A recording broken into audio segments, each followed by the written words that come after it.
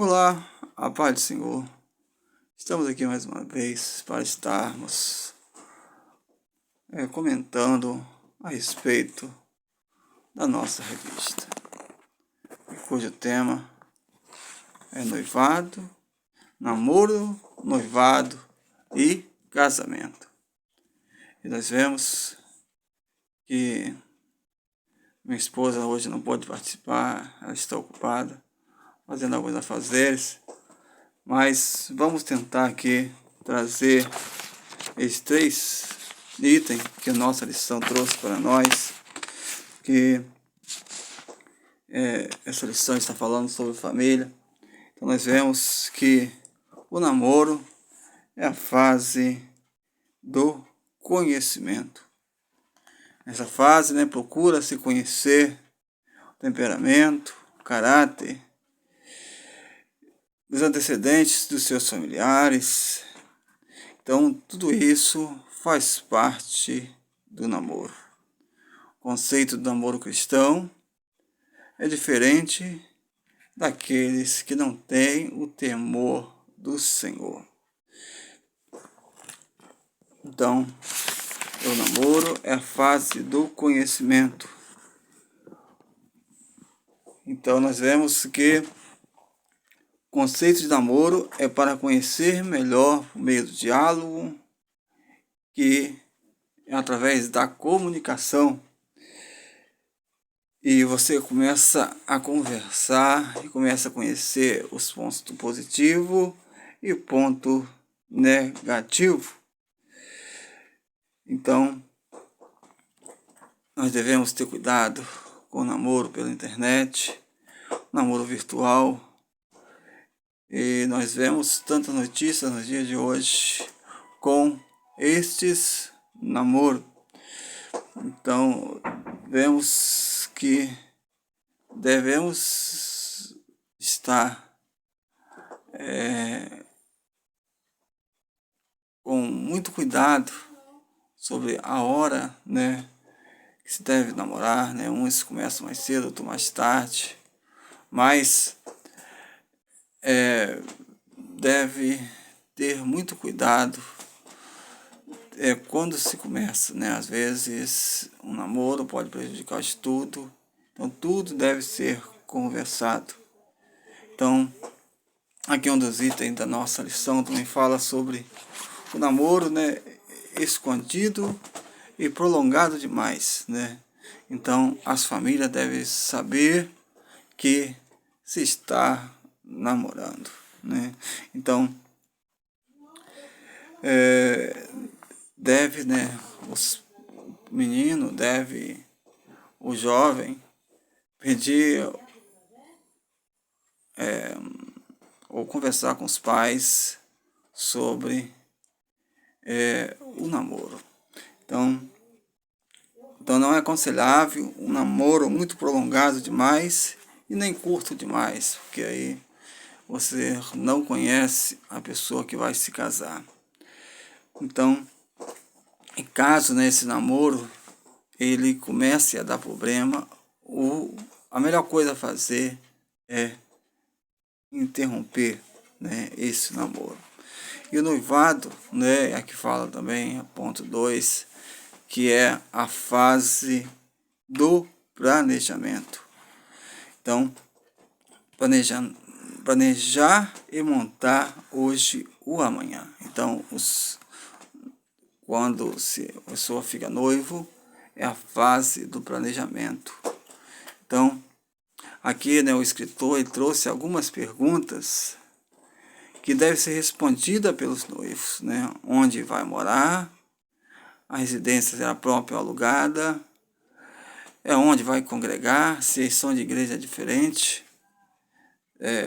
Você vai ficar na igreja da noiva ou do noivo, porque separado não dá certo. Quantos filhos vamos ter? A questão da vida financeira, se vai ter festa de casamento, se vai fazer festa grande, festa pequena, quantos convidados, quantas testemunhas, tudo deve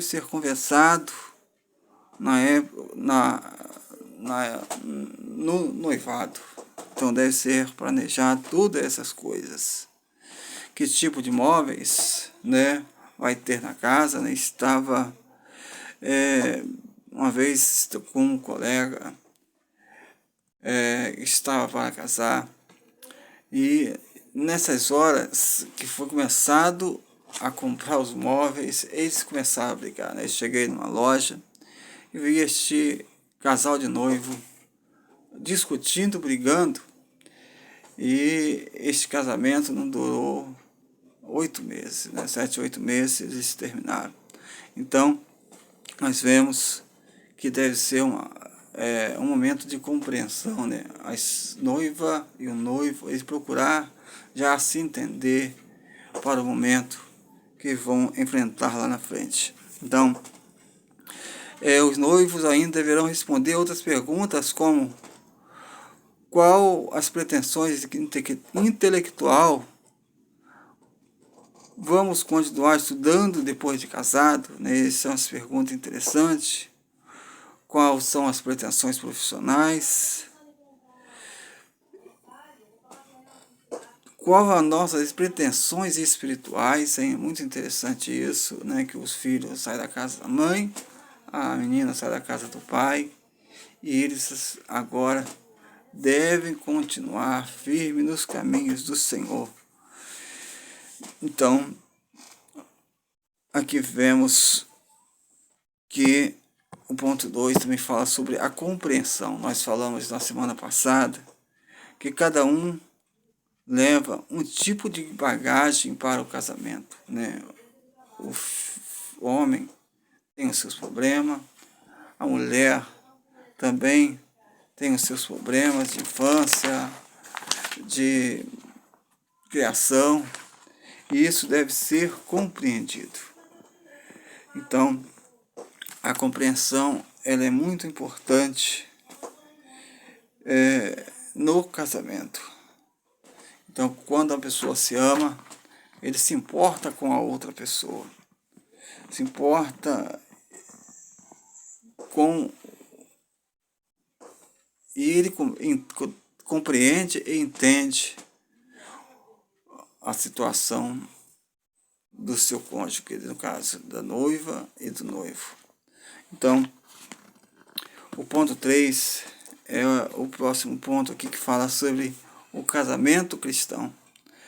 Então, em todos os casamentos tem opiniões contrárias, pontos de vista diferentes, discordâncias em alguns assuntos e atitudes, e às vezes isso gera conflito e pode estar relacionado à administração financeira, práticas sexuais, o lazer, e as férias, educação dos filhos e outros assuntos inerentes do casamento.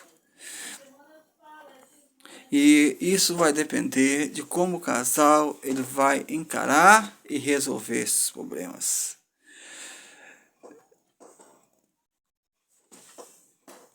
Então, o casal cristão, como nós falamos na semana passada, ele deve não andar pela cabeça dos outros, mas pela sua própria cabeça.